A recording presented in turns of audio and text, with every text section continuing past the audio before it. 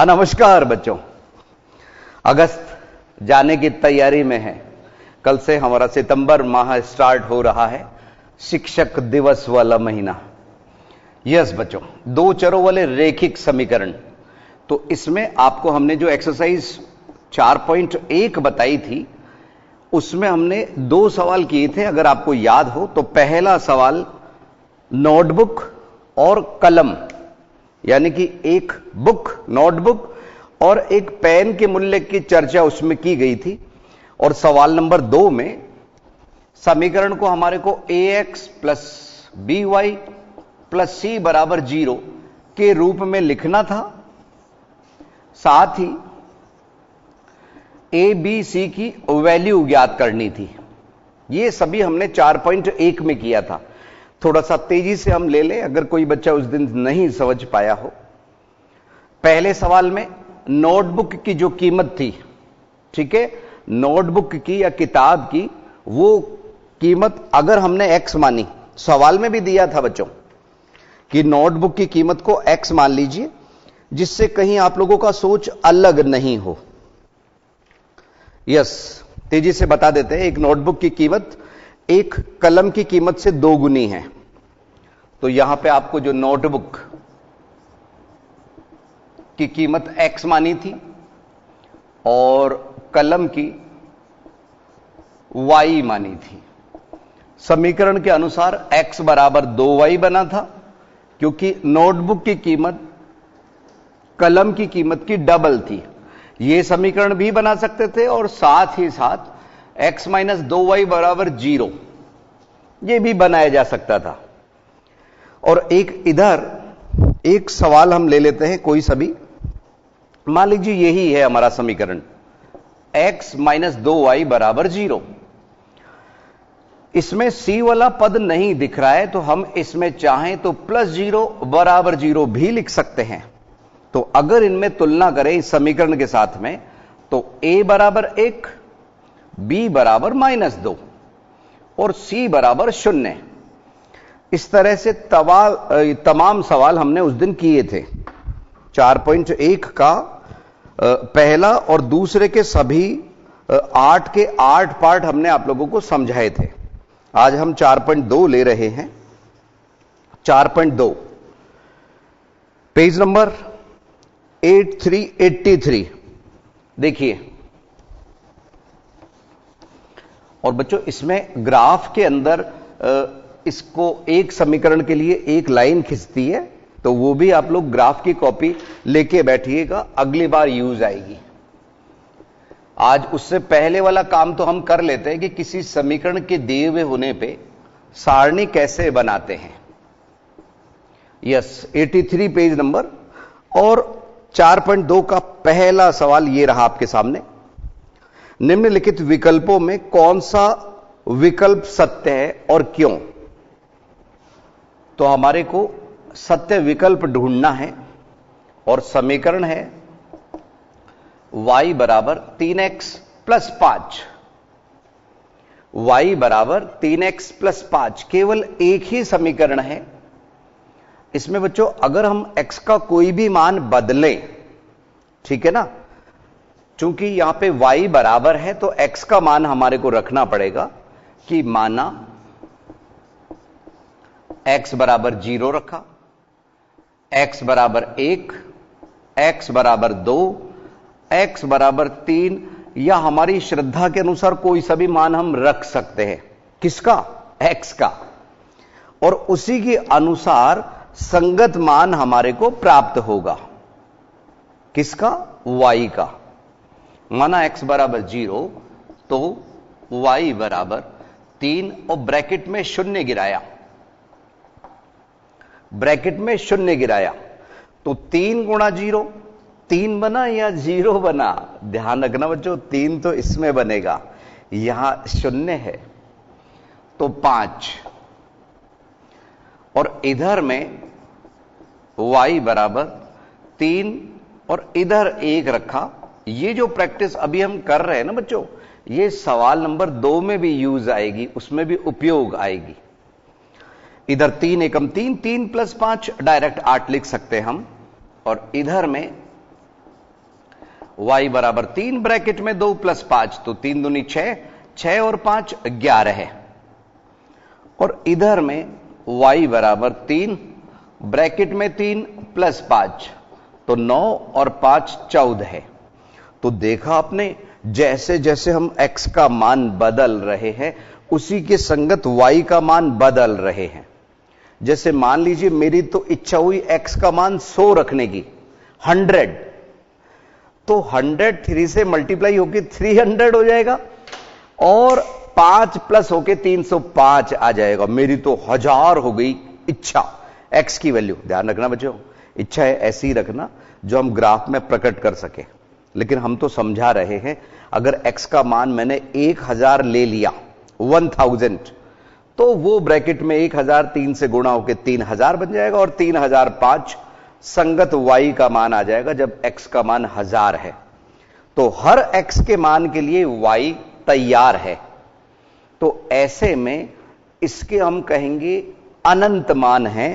और इसमें जो 3-4 उत्तर दे रखे ना बच्चों, पहला है एक अद्वितीय हल है, यानी कि यूनिक सॉल्यूशन।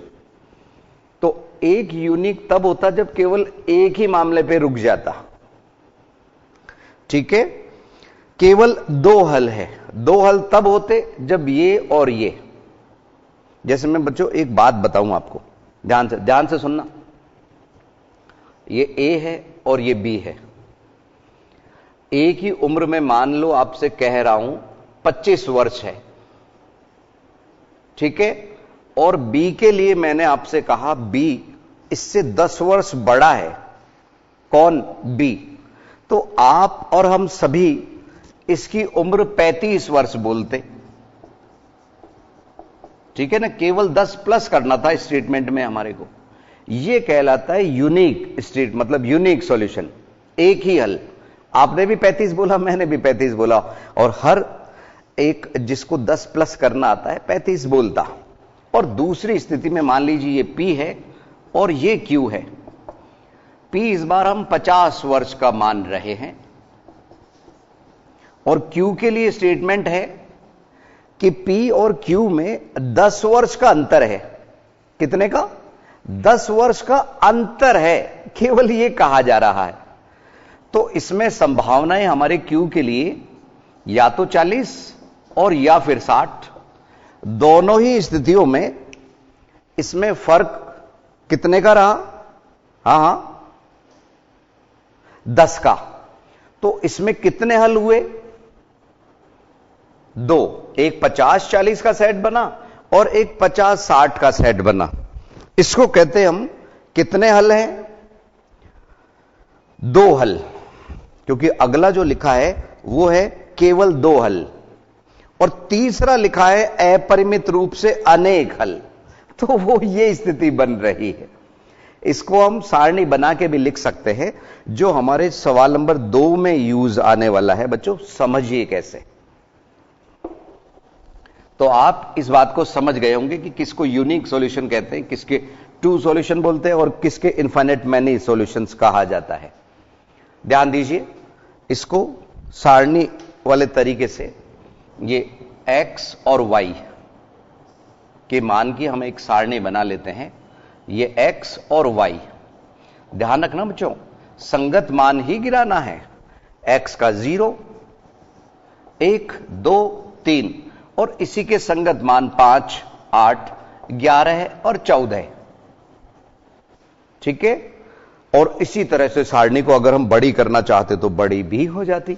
यानी हर x के मान के लिए y का मान हमारा तैयार है। एक बार थोड़ा सा दिमाग आप खुद लगाइए। दे रहे हम थोड़ा सा 1 मिनट का वक्त आप लोगों को।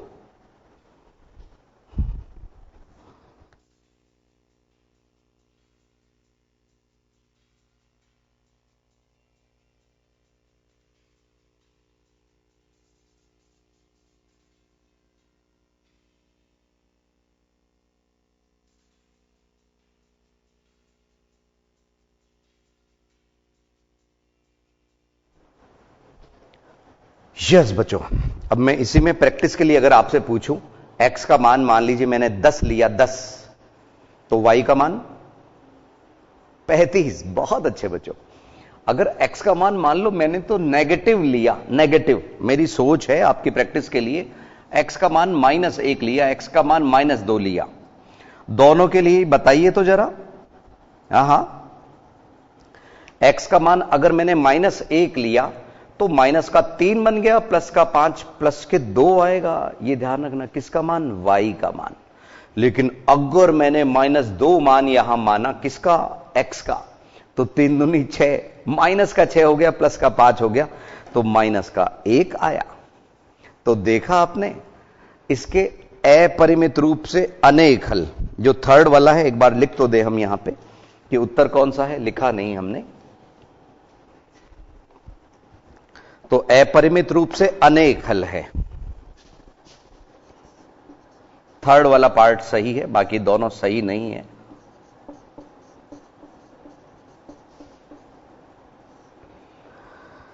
अपरिमित रूप से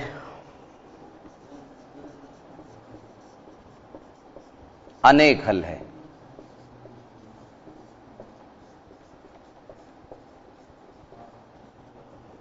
ठीक है बच्चों, ये इसका सही है कथन, 3 कथन में से ये कथन सत्य है। अब सवाल नंबर 2, सवाल नंबर 2 में कहा गया है कि निम्नलिखित समीकरणों में से प्रत्येक समीकरण के 4 हल लिखिए। ये जैसे मैंने 4 हल इसके बनाए ना, ऐसे 4 हल हमारे को हर समीकरण के बनाने हैं। ठीक है, 4.2 ध्यान से समझिए, केवल हल बनाने हैं, यानी कि इस तरह से हल निकाल के और सारणीबद्ध तरीके से लिख देंगे उसको। कितने? 4। बच्चों एक बात हम बता दें, इसमें यह कोई जरूरी नहीं कि हमारे 4 हल आंसर शीट वाले 4 हल ही हो, क्योंकि जब अनेक हल है तो पता नहीं हमने कौन से हल लिए और हमारे जो लेखक महोदय है उन्होंने कौन से लिए, इसके कोई निश्चित वो नहीं है।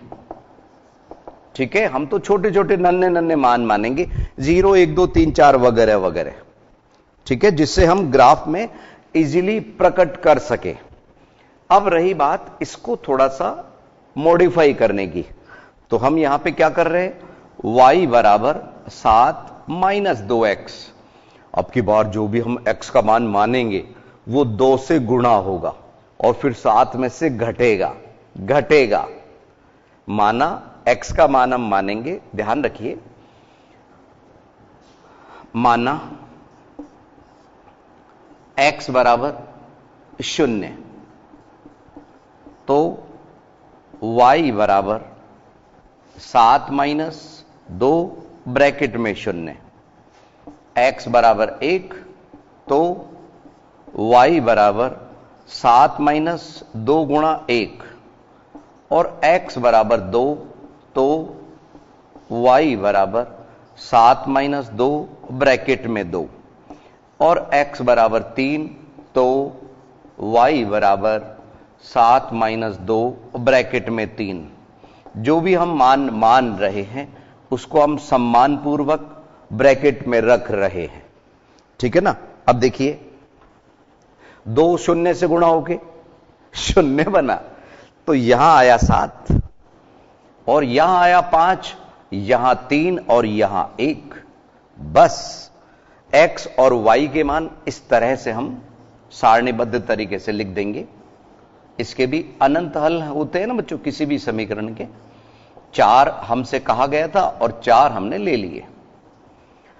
x का मान 0, 1, 2, 3 और इधर 7, 5, 3 और 1। आप सारणी से भी चेक कर सकते हैं। इसका मतलब हुआ x का डबल अगर y में जोड़ें तो 7 योगफल आता है। इसका डबल 0, 7 जोड़ा तो 7 ही आया। 1 का डबल 2, 2 को किस में प्लस किया, 5 में, 7 आया। 2 का डबल 4, 4 और 3 7, 3 का डबल 6, 6 और 1 7। हर एक मान हमारा इस समीकरण को हल कर रहा है, सेटिस्फाई कर रहा है।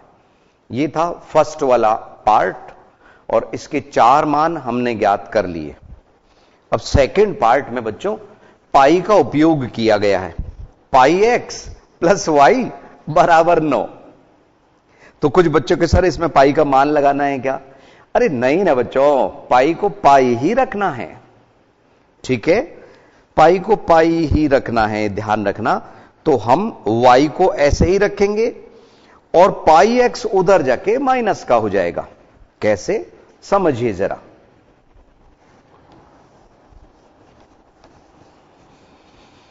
बच्चों अगर आप मैथ्स को रेगुलर पढ़ रहे हैं, नियमित रूप से आप ध्यान दे रहे हैं, रोज का समझाया हुआ रोज देख रहे हैं, तो निश्चित रूप से गणित आपके लिए आसान विषय हो जाएगा। ध्यान रखिए, एक बार पीछे पड़ जाइए।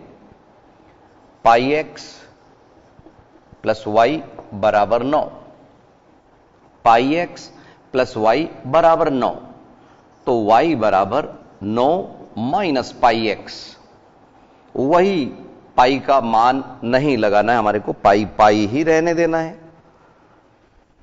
तो माना x बराबर 0, तो y बराबर 9 माइनस पाई और ब्रैकेट में 0, ब्रैकेट में 0, क्योंकि x की जगह पे रख रहे हम 0।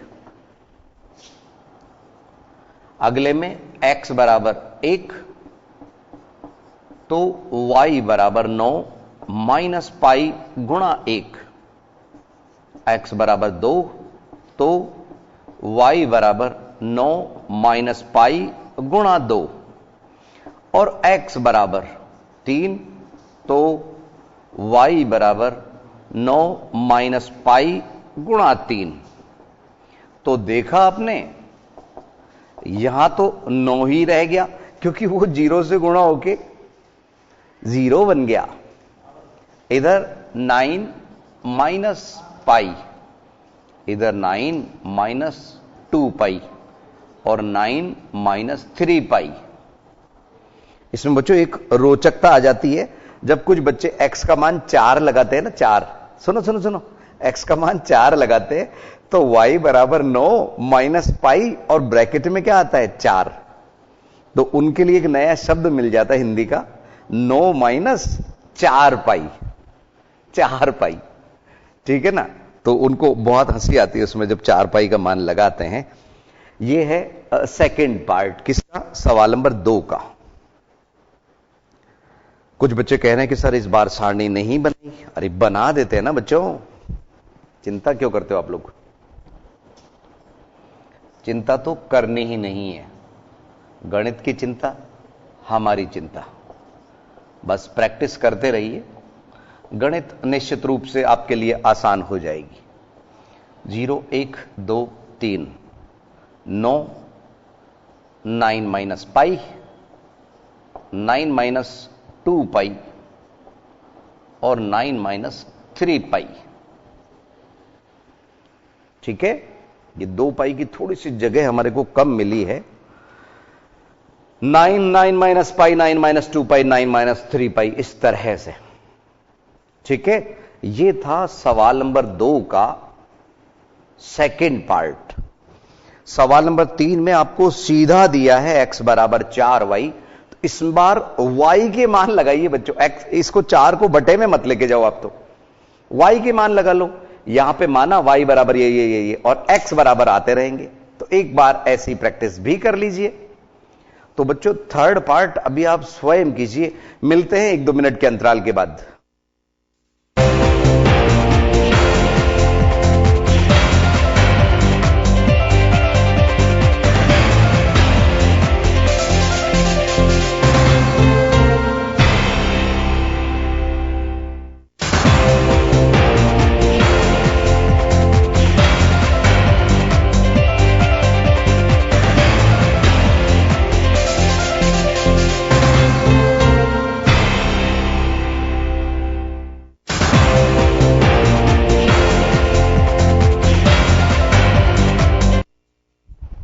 एक बार पुनः स्वागत है आईसीटी के लाइव क्लासेस में। बच्चों सवाल नंबर 3 और 4 तो हम ले रहे हैं। इधर उदाहरण नंबर 4 है ना बच्चों, जिसमें कहा गया है निम्नलिखित समीकरणों में से प्रत्येक समीकरण के 2 हल ज्ञात कीजिए। ये समीकरण थोड़े से मुश्किल है। 4x प्लस 3y बराबर 12, 2x प्लस 5y बराबर 0 और 3y प्लस 4 बराबर 0। क्योंकि इनमें थोड़े से मान निकालना मुश्किल है, इसलिए आपको 2 मान की सलाह ही दी गई है, तो उनकी जरूर प्रैक्टिस कीजिएगा। अगर वक्त बचा तो हम आज समझाएंगे। उदाहरण नंबर 4। अब सवाल नंबर 2 का थर्ड पार्ट। समीकरण हमारे को दिया गया है x बराबर 4y, और जैसा मैंने आपसे कहा था इस बार हम y के मान लगाएंगे। y बराबर 0, तो x बराबर 4 गुणा 0, y बराबर 1, तो x बराबर 4 गुणा 1। इस बार तो कुछ दिक्कत ही नहीं है। कुछ बच्चों का कहना है कि सर दिक्कत तो पहले भी नहीं थी।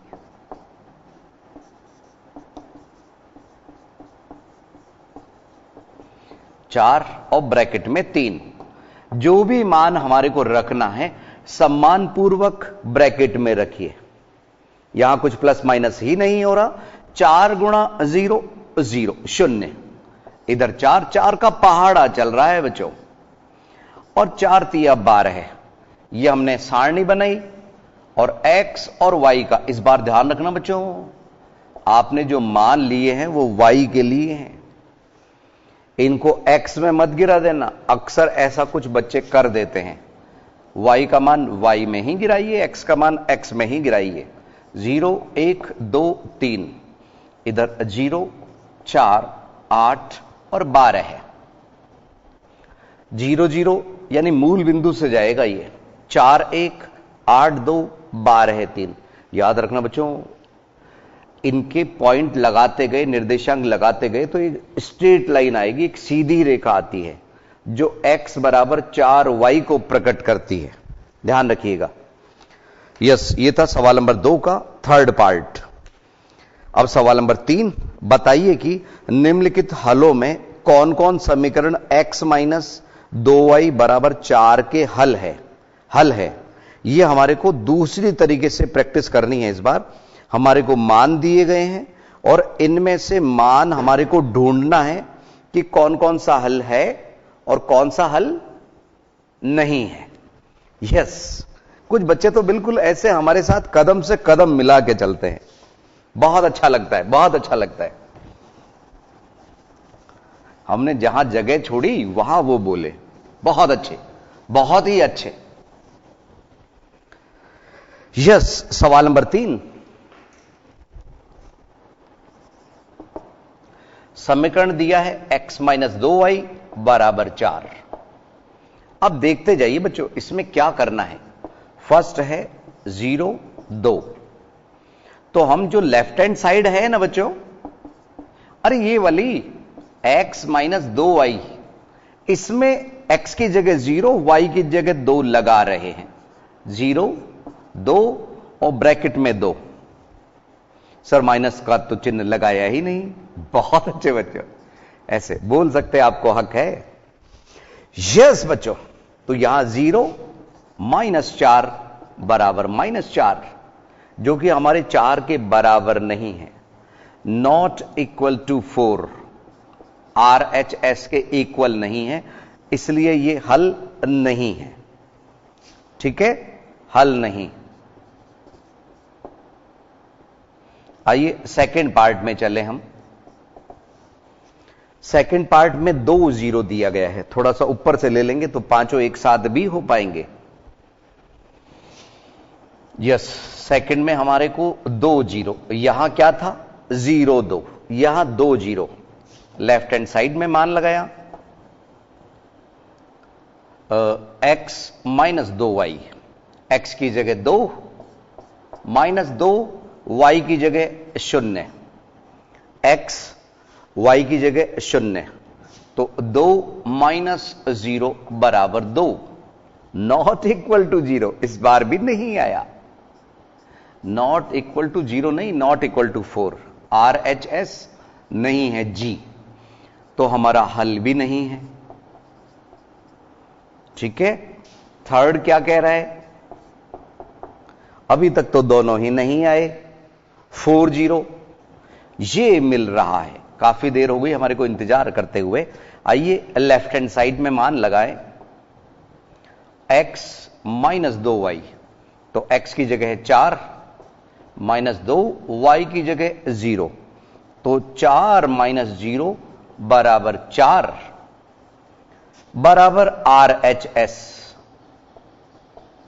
तो खुशी के वजह से हम लिख रहे हैं कि ये हल है।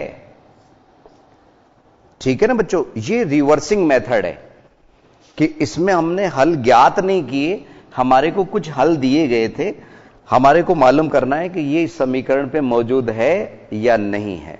यहां लिख देते हम हल है। ठीक है, अब हमारे को एक थर्ड पार्ट और फोर्थ पार्ट, दो पार्ट हमारे को और करने हैं, हो सकता है वो आ जाए हल नहीं है। ठीक है, समझिए। चौथा पार्ट, वर्गमूल 2 और 4 वर्गमूल 2, वही LHS में हम मान लगाने का सिलसिला जारी रख रहे हैं। x माइनस 2y, x की जगह पे वर्गमूल 2 माइनस 2 और ब्रैकेट में 4 वर्गमूल 2, 4√2। कुछ बच्चों को जब वर्गमूल का चिन्ह वाले सवाल मिलते हैं तो थोड़ी सी तकलीफ आती है। इधर वर्गमूल 2 माइनस 8 वर्गमूल 2, तो इसका मान माइनस 7 वर्गमूल 2 आया बच्चों। ये एक तरह से 1√2 है, माइनस 8√2, तो माइनस के 7√2 आए, जो हमारा RHS नहीं है, नॉट इक्वल टू RHS। जब नॉट इक्वल टू है तो हल नहीं है। ठीक है, तो अभी हमारे को हल मिला केवल एक, कौन सा? थर्ड वाला। अब एक हमारे पास में फिफ्थ पार्ट और है, 1 क्या बोला मैंने? 1 फिफ्थ पार्ट। इसके लिए हमारे को और चेक करना है कि क्या ये हल है या नहीं है। तो इसके लिए LHS में हम मान लगा रहे हैं left hand side, x minus 2y, तो x की जगह पे 1 माइनस 2 और y की जगह पे भी 1, तो 1 माइनस 2 बराबर माइनस 1, तो RHS A के इक्वल नहीं है। नहीं है तो हल भी नहीं है। इस तरह से तो हमारे को बच्चों एक ही हल मिला, इसमें ज्यादा सोचने की जरूरत नहीं है कि इतने 4-5 पार्ट में से एक ही हल मिले और कहीं गलत तो नहीं है। नहीं बच्चों, नेगेटिव सोच नहीं रखनी है आपको। ठीक है ना? तो यहां पे 4.2 का सवाल नंबर 3, यस नहीं नहीं, हां नहीं नहीं, यही लिखा है आंसर शीट में बच्चों।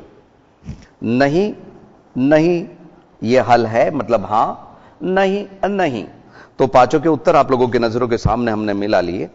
अब 4.2 में जो चौथा सवाल है ना बच्चों, ये थोड़ा सा कीमती सवाल है, इंपॉर्टेंट सवाल है। इस तरह के सवाल अक्सर एग्जाम में आते रहते हैं कि इसमें आपको k का मान ज्ञात करना है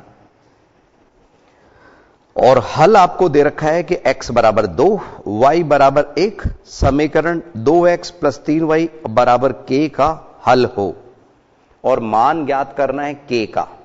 1 मिनट का वक्त हम आपको दे रहे हैं सवाल नंबर 3 के। पांचों पार्ट पे थोड़ी सी नजर आप लोग डाल लीजिए।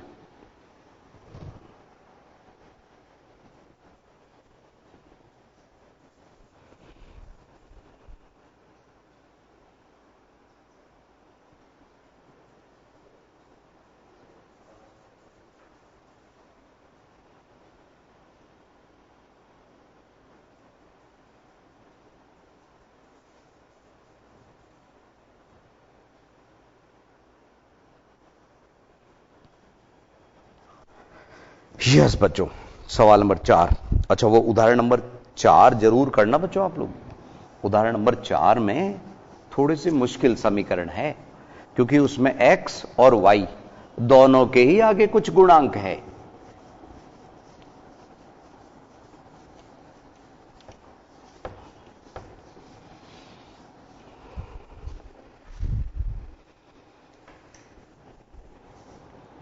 सवाल नंबर 4, और x बराबर आपको दिया है 2, y बराबर 1। तो समीकरण है हमारे पास में 2x प्लस 3y बराबर k। k का मान हमें ज्ञात करना है। इस तरह के सवाल अगर वक्त रहा तो हम मन से भी बना देंगे आप लोगों के लिए। 2 और x की जगह पे 2 प्लस 3 ब्रैकेट में 1। x की जगह है x का मान गिराइए, y की जगह है y का गिराइए। 2 दूनी 4 और 3 एकम 3 बराबर k चल ही रहा है। तो देखा बच्चों आप लोगों ने, k का मान आ गया 7। आंसर शीट में अभी अभी देखा हमने k का मान 7 ही है। तो ऐसे इस एक्सरसाइज 4.2 के तमाम सवाल हमारे कंप्लीट हो गए। 4.2 हर एक पार्ट हमने लिया है, हर सवाल हमने लिया है।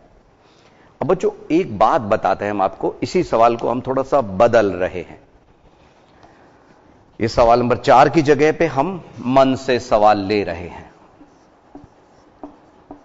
x का मान आपको कुछ भी दिया हुआ हो सकता है।